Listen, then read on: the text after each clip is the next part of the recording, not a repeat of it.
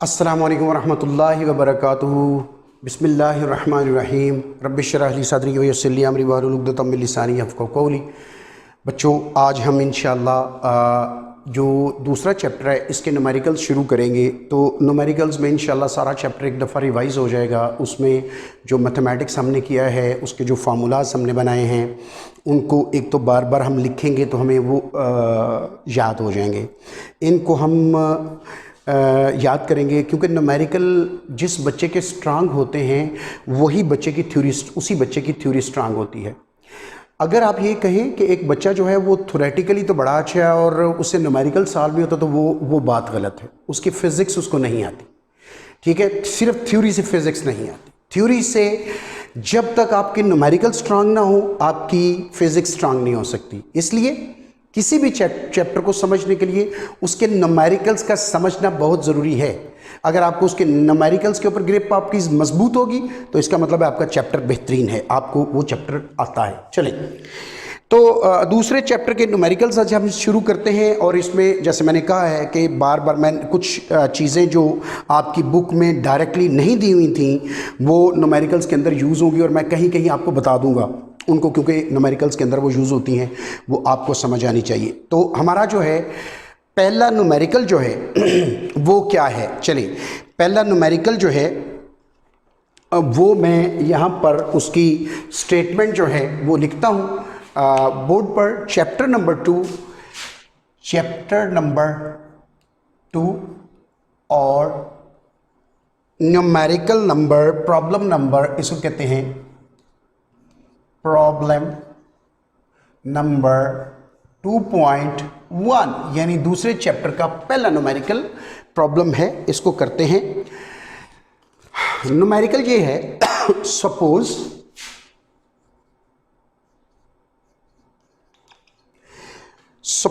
In A rectangular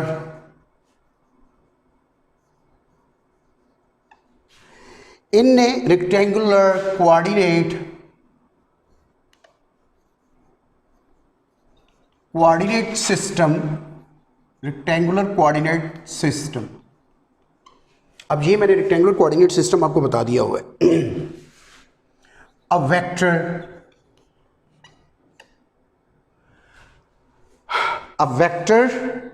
A has its tail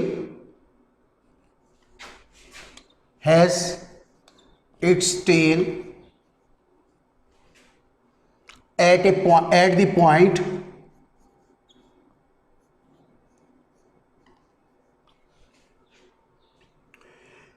P है और इसके कोऑर्डिनेट्स हैं -2 और -3 and its tip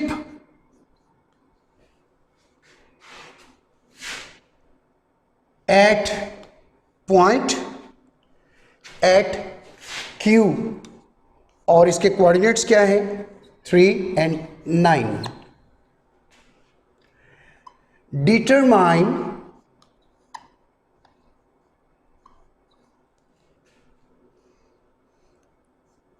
the distance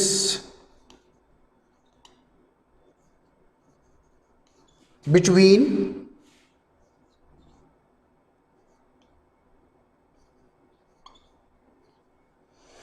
these 2 points।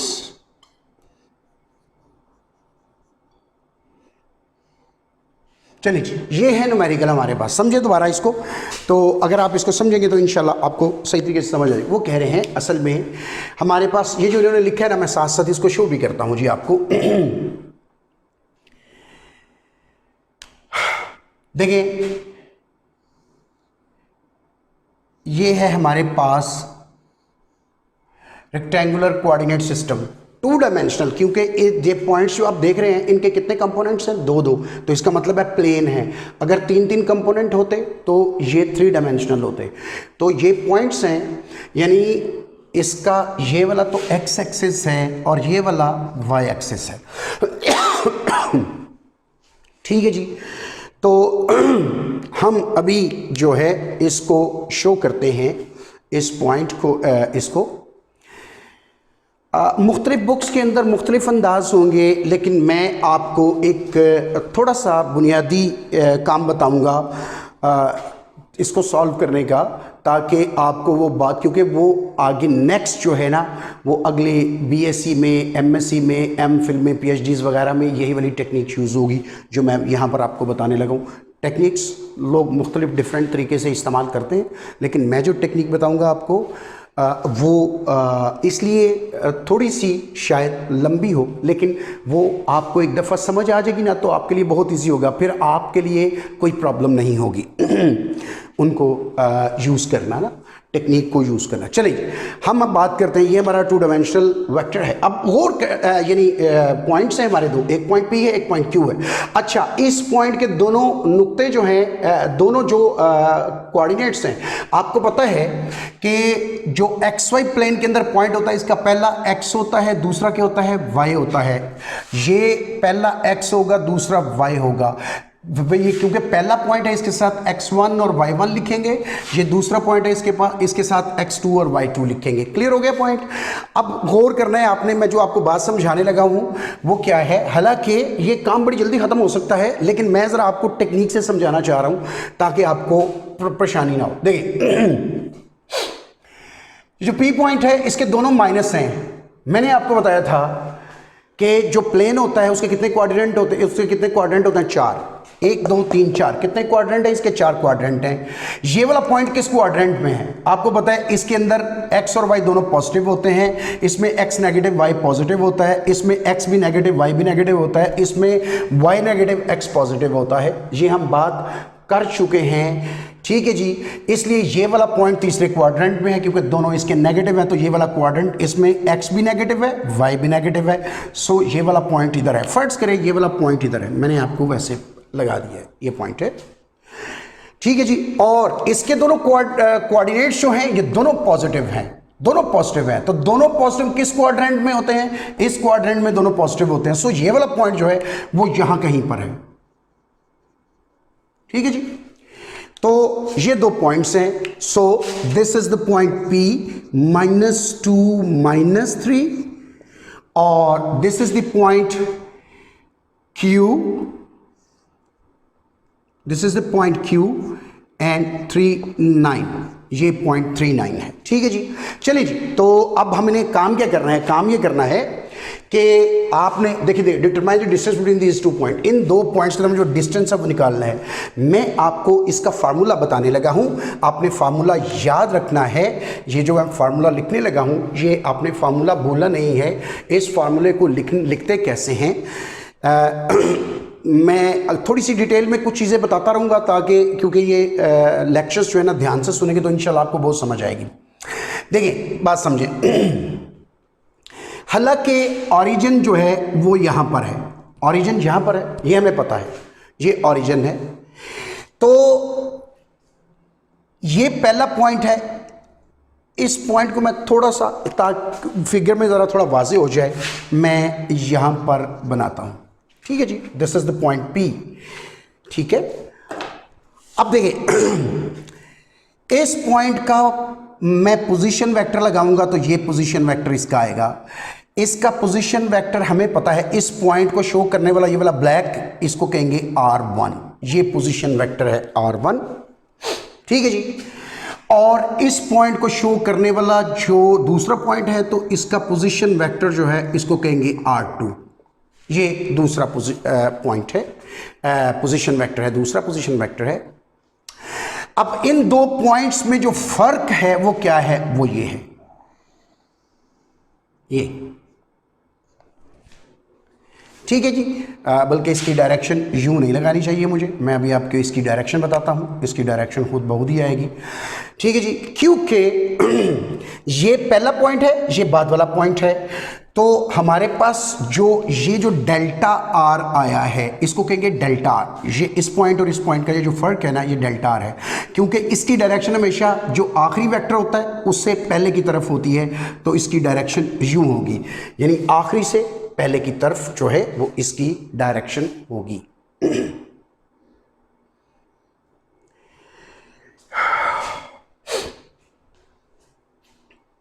चलिए जी, तो इसको यूं लिखेंगे जी, इसको, ठीक है जी। इसको लिखने का तरीका देखिए क्या है, हेड टू टेल रूल से भी आप इसको लिख सकते हैं, ठीक है जी।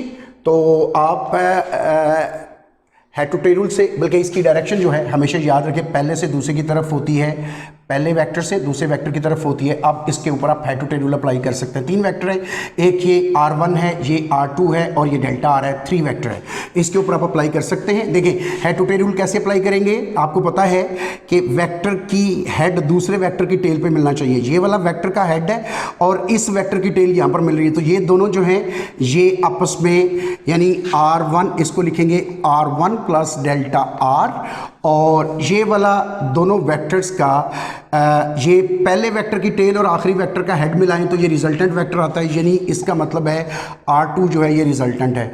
लेकिन हमने मालूम क्या करना है, डेल्टा R, तो डेल्टा R जो है ये किसके बराबर आएगा, R2 माइनस R1। याद रखना है हमेशा आपने, ये ऐसे ही होता है, ठीक है जी। इसको आपने याद रखना है। मैंने हेड टू टेल रूल इसके ऊपर अप्लाई किया है, मुख्तलिफ टेक्निक्स हैं, लेकिन बहरहाल मैंने क्योंकि ये फंडामेंटल टेक्निक से शुरू किया ताकि आपको बात की सही समझ आए। उसके बाद अब ये जो R1 है बेटे, इसको कैसे लिखेंगे, R1 लिखने का ये देखिए तरीका क्या है। R1 वेक्टर वो है जो इस पॉइंट का वेक्टर है, इस पॉइंट का जो पोजीशन वेक्टर कैसे लिखने हैं आपने, इस तरह लिखना है कि ये x है ना, माइनस x, -2 है ना, x जो है ना, x कंपोनेंट जो है -2 है, ये मैंने लिखा हुआ है, x1 है, ये x1 है, ये y1 है, ठीक है जी। ये है 2i, x की डायरेक्शन क्या होती है i, ये x है ना, तो x की डायरेक्शन क्या होती है i, और ये आगे आ गया -3, और ये है y, तो y की डायरेक्शन क्या होती है j, तो ये वाला पोजीशन वेक्टर लिखा गया इस पॉइंट का। इस न्यूमेरिकल में आपने बहुत सारी चीज़ें सीखनी है। एक तो मैंने आपको चीज़ ये दिखाई है कि ये हेड टू टेल रूल कैसे इस्तेमाल करते हैं, ये वाला मैंने आपको बता दिया। उसके बाद पोजीशन वेक्टर लिखना जब आपके पास पॉइंट्स मौजूद हों। इसी तरह अब R2 का पोजीशन वेक्टर लिखें, अब आपके लिए लिखना आसान है, ये 3 आ गया और इसके साथ आई हेड, क्योंकि ये पहले है x है ये, उसके बाद प्लस ये 9 है, तो इसके साथ j आएगा, ये j हेड आ गया। तो डेल्टा R जो है वो किसके बराबर आएगा, डेल्टा R जो है R2 की और R1 की वैल्यू इसमें पुट कर दे तो आपके पास डेल्टा R आ जाएगा। ठीक है जी। तो आप R2 की वैल्यू इधर पुट करें। R2 की वैल्यू क्या है, 3i प्लस 9j माइनस, ये माइनस आ गया ना, R1 की वैल्यू ये है -2i माइनस 3j। ठीक है जी, ये आ गया। अब ये आ गया 3i प्लस 9j और ये माइनस अंदर मल्टीप्लाई होगा तो ये माइनस माइनस प्लस हो जाएगा, ये आएगा 2i और ये माइनस माइनस प्लस हो जाएगा और ये आएगा 3j। ठीक है जी। तो यूं ये आपके पास आएगा, आई में ऐड हो जाएगा। ये देखिए ये आई कितने हैं, 3, ये आई कितने हैं, 2, कितने हो गए, 2 और 3 कितने हो गए, 5 आई, ये ओके। और उसके बाद ये कितने जे हैं, 9, और ये कितने जे हैं, 3, तो 9 और 3 12 जे है। तो ये आपके पास पोजीशन वेक्टर आ गया है। लेकिन ये पोजीशन वेक्टर आया है, इसमें पोजीशन वेक्टर जब आपके पास आ जाए, वेक्टर आ जाए, तो आप इसकी डायरेक्शन पे मालूम कर सकते हैं और मैग्नीट्यूड में मालूम कर सकते हैं। मैग्नीट्यूड कैसे निकालते हैं, इसका मैग्नीट्यूड डेल्टा आर का मैग्नीट्यूड यू निकालेंगे और क्या करेंगे, पहले कंपोनेंट का स्क्वायर दूसरे कंपोनेंट का स्क्वायर, ठीक है, इनको ऐड करेंगे और अंडर रूट ले लेंगे। तो इसका आंसर क्या आएगा, 5 का स्क्वायर क्या होता है 25 और 12 का स्क्वायर क्या होता है 144, अंडर द रूट आ गया। 144 और 25 कितना होगा 169, तो ये आएगा 169 अंडर द रूट जो कि 13 के बराबर है। और इसके यूनिट्स, क्योंकि ये है डिस्टेंस, वैसे हमें नहीं पता, अब इसके यूनिट्स मैंने सिंपल लिख दिया है, यूनिट 13 यूनिट लिखा है। यूनिट सिर्फ लिखने का मतलब ये है ना, मुझे नहीं पता अब ये सेंटीमीटर में था, मुझे नहीं पता अब ये मीटर में था, क्योंकि इन पॉइंट्स के साथ अगर मीटर लिखा होता तो मैं यहाँ पर मीटर लिखता, इन पॉइंट के साथ अगर सेंटीमीटर लिखा होता तो मैं यहाँ पर सेंटीमीटर लिखता। अब कुछ भी नहीं लिखा हुआ था, हम सिंपल यूनिट्स लिख देंगे। चलें जी। अच्छा बच्चों, ये वाला काम होगा, लेकिन यहाँ पर मैं आपको एक चीज़ सिखाता हुआ जाता हूँ जो कि बड़ी इंपॉर्टेंट है, वो मैं आपको सिखाता हुआ जाता हूँ। देखिए जी, जनरली अगर ये पॉइंट्स जो हैं ये पर्टिकुलर ना हो, यानी यूँ ना हो बल्कि यूँ फिगर हो। अब अपने ध्यान से मेरी बात समझिए, 2 पॉइंट इसी प्लेन में यहाँ पर हैं, ये वाला R1 है और ये वाला R2 है, ठीक है जी। और पहले से दूसरे की तरफ इसकी डायरेक्शन है कि ये डेल्टा R आएगा। अगर फर्ज करें जो R1 ये जो नुक्ता है इसके कोऑर्डिनेट्स हैं x1 y1 और ये जो पॉइंट दूसरा था इसके कोऑर्डिनेट्स हैं x2 y2। तो अब आप R1 लिखें, R1 किसके बराबर आएगा, x1 i hat plus y1 j hat. R2 किसके बराबर आएगा, R2 आएगा x2 i hat plus y2 j hat. और डेल्टा आर किसके बराबर आएगा, जैसे कि मैंने यहाँ पर निकाला भी हुआ है, head to tail rule apply करेंगे, डेल्टा आर निकलेगा R2 माइनस R1। लेकिन बेटे ये हमेशा आपने याद रखनी है बात कि ये हमेशा R2 माइनस R1 नहीं होता, ज़रूरी नहीं है कि R2 माइनस R1 आए, ये इसकी डायरेक्शन पे डिपेंड करता है। अगर डायरेक्शन इधर से इधर है तो R2 माइनस R1, अगर इधर से इधर है तो R1 माइनस R2, ऐसा होता है। लेकिन ये जनरली मैं लिख रहा हूँ कि R2 माइनस R1 है। चले R2 की वैल्यू इसमें पुट करें तो ये आएगा x2 i hat plus y2 j hat minus x1 i hat plus y1 j hat. Check करें, यानी R2 की ये वैल्यू आ गई, R1 की ये वैल्यू आ गई। अब देखें इसमें क्या है, x2 i माइनस x, ये वाला माइनस इधर मल्टीप्लाई होगा तो ये माइनस आ जाएंगे। आप इसको एक स्टेप बढ़ा भी सकते हैं, चलें इसको ज़रा एक्सपेंड कर लें। ये y2 है, जे आ गया minus x1 i plus minus ये वाला माइनस अंदर जाएगा माइनस y1 j, ये आ गया, ठीक है। तो i वाले इकट्ठे कर ले तो ये आएगा x2 minus x1 i hat plus y2 j minus sorry y2 minus y1 j है। देखिए चेक करें, ये x2 था और ये x1 था, x2 प्लस था, x1 माइनस था और इनमें दोनों में से i कॉमन आ गया तो ये आ गया x2 minus x1 plus y2 minus y1। और ये हमेशा आपने याद रखना है, ये जनरल फार्मूला है डिस्टेंस फाइंड आउट करने का। यानी आपने अगर डिस्टेंस, ये इतना लंबा काम करना है अगर आप नहीं करना चाहते, क्योंकि असल में टेक्निक जब, क्योंकि आप बच्चे हैं, आपसे असल में पेपर लेने का मतलब ये होता है कि हम आपसे पूछे कि क्या आपको चीज़ें आती हैं। तो अगर एक तो तरीका है कि मैं शॉर्टकट इस्तेमाल करूं, मतलब मैं इसको शॉर्टकट यूँ लिख सकता हूं कि इसका डायरेक्टली मैग्नीट्यूड मैंने ये मालूम किया ना, तो मैं इसका फार्मूला ये डायरेक्ट लिखता, ठीक है जी। इसका अंडर रूट लूँगा ना, जब मैग्नीट्यूड लूँगा इसके कंपोनेंट का स्क्वायर लेंगे, x2 माइनस x1 ये i है, इसका स्क्वायर ले लेंगे, प्लस y2 माइनस y1 का स्क्वायर लेंगे और इनको ऐड करेंगे और अंडर रूट ले लेंगे। एक तो ये तरीका था कि मैं डायरेक्टली आपको ये फार्मूला बताता और आप इनमें से इसकी वैल्यू पुट करते, ये पॉइंट x2 y2 है, ये x1 y1 है, आप इसके अंदर डायरेक्टली वैल्यू पुट करते, आपके पास आंसर आ जाता। लेकिन इतना लंबा करने की ज़रूरत क्या है, ज़रूरत ये है कि आप बुनियादी तौर पर चीज़ों को सीखें। अगर आपने फिज़िक्स सीखनी है तो ये मैंने आपको फिज़िक्स सिखाई है, ठीक है जी, कि इसमें आपने फिज़िक्स को सीखा है, चीज़ों को सीखा है।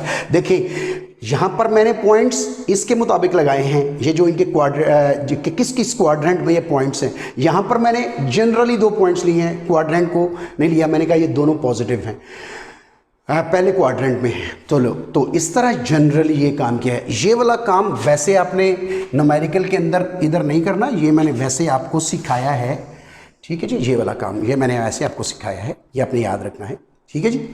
तो ये बेटे पहला न्यूमेरिकल आपके पास आ गया है, ठीक है। इसकी इवन डायरेक्शन भी मालूम कर सकते हैं, मतलब आपकी बुक ने नहीं पूछा कि इसकी डायरेक्शन, लेकिन आप इसकी डायरेक्शन मालूम कर सकते हैं। और डायरेक्शन कैसे मालूम करनी है आपको पता है, डायरेक्शन कैसे मालूम करते हैं आपको पता है, कैसे मालूम करते हैं। डायरेक्शन मालूम कर देता हूं आपको, इसको मैं ख़त्म करता हूं क्योंकि ये मैंने वैसे आपको बताया, इसको आप याद रखिएगा, लिख लीजिएगा। इसको मैं ख़त्म करता हूं, मैं आपको डायरेक्शन बता देता हूं। ये असल में बेटे चीज़ें मुश्किल नहीं हैं, these are not difficult things actually, all these things needs your attention. यानी आपकी असल में तवज्जो चाहती हैं, अगर आप तवज्जो आप देंगे तो डेफिनेटली आपको चीज़ों की समझ आएगी। अगर मुझे कोई ये कहता कि इसका एंगल भी निकाल दे तो नो प्रॉब्लम, ये मेरे पास डेल्टा आर आया है ना, इसका एंगल मालूम करना, मैंने डायरेक्शन मालूम करनी है। इसका यूनिट वेक्टर भी निकाला जा सकता है, इसकी डायरेक्शन भी मालूम की जा सकती है। यूनिट वेक्टर निकालना फिर भी निकल जाएगा, डायरेक्शन निकालनी फिर भी निकल जाएगा। तो अगर वेक्टर को उसके मैग्नीट्यूड से डिवाइड कर दिया जाए तो उसका यूनिट वेक्टर निकल आता है। तो ये वेक्टर है, वेक्टर आपके पास क्या आया है चेक करें। आपके पास वेक्टर है 5i + 12j, 5i + 12j, ये आपके पास वेक्टर है। उसके नीचे मैग्नीट्यूड आपके पास 13 आया है, तो ये आपके पास इसका यूनिट वेक्टर आ गया। यूँ भी लिखते हैं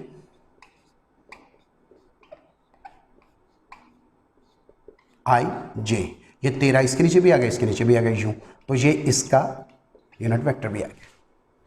लेकिन अगर आप, क्योंकि यूनिट वेक्टर की सूरत में भी डायरेक्शन निकालते हैं और एंगल की सूरत में भी डायरेक्शन निकालते हैं। अगर आपको कोई कहे नहीं जी नहीं आप उसका यूनिट वेक्टर ना निकालें, आप मुझे इसकी एंगल बताएं, एंगल निकाल लेते हैं। एंगल निकालते हैं 5 tan इनवर्स y/x। जिस वेक्टर का आपने एंगल निकालना है उसका tan इनवर्स ले किसका, उसके y कंपोनेंट को x कंपोनेंट से डिवाइड कर दें। इसका x कंपोनेंट कौन सा है, 5 और 12 y कंपोनेंट है, तो y कंपोनेंट क्या है, tan इनवर्स 12/12 y कंपोनेंट है, 5 इसका x कंपोनेंट, 5 से डिवाइड कर दें, यू विल गेट 5 निकल आएगा। ठीक है जी, ये आगे कैलकुलेटर पर सॉल्व करें इसको, ये हल हो जाएगा। तो नो प्रॉब्लम, ऐसी कोई बात नहीं है। ठीक है, ये निकल जाता है, नो प्रॉब्लम।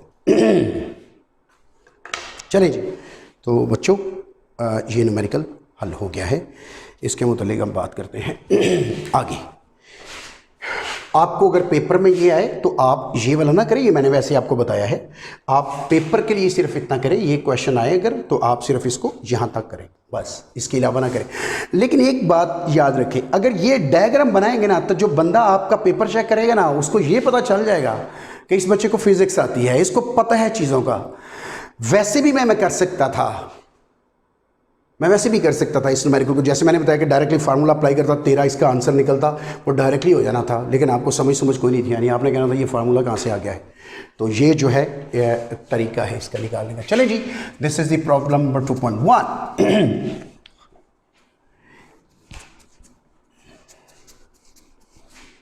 चलिए जी, सेकंड प्रॉब्लम करते हैं और आज कोशिश करेंगे कि दो ही जो हैं वो प्रॉब्लम्स हों ताकि आपको चीज़ों की सही समझ आती रहे। अगर आपको सही समझ आएगी ना फिर आपको पढ़ने का मज़ा आएगा, अगर आपको समझ ना आती हो तो फिर आपको पढ़ने का मज़ा नहीं आएगा। इसलिए हम इसको समझेंगे, ठीक है ना, समझने की कोशिश करेंगे। चलिए जी, सेकंड प्रॉब्लम है 2.2। प्रॉब्लम नंबर अब हमारे पास है जी problem 2.2।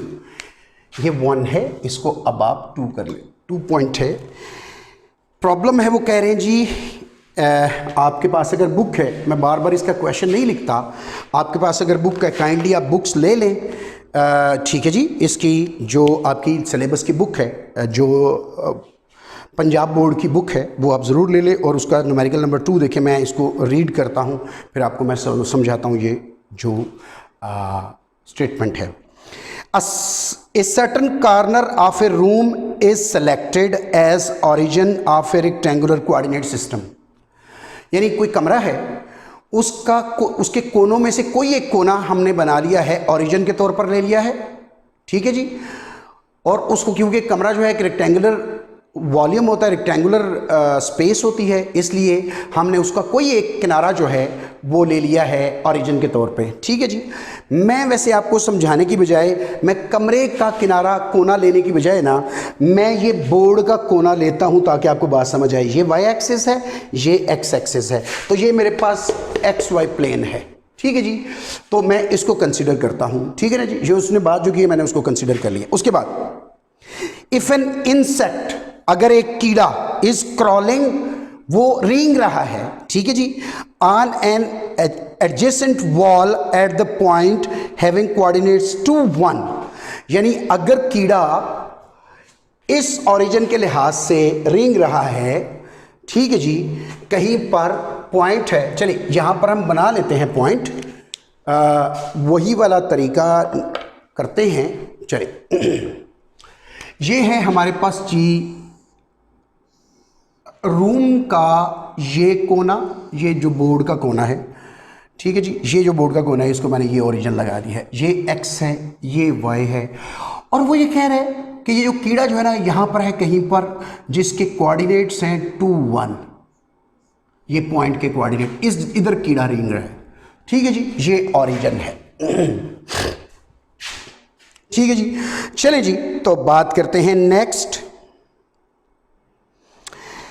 Where the units are in metre. वो ये कह रहे हैं कि ये जो पॉइंट है ना ये मीटर्स हैं, इसके यूनिट्स क्या है जी, मीटर। वो पता पहले न्यूमेरिकल में उसके मीटर्स लिखते जिस तरह मैंने कहा था, अब उसने कह दी कि इसके यूनिट्स में मीटर हैं।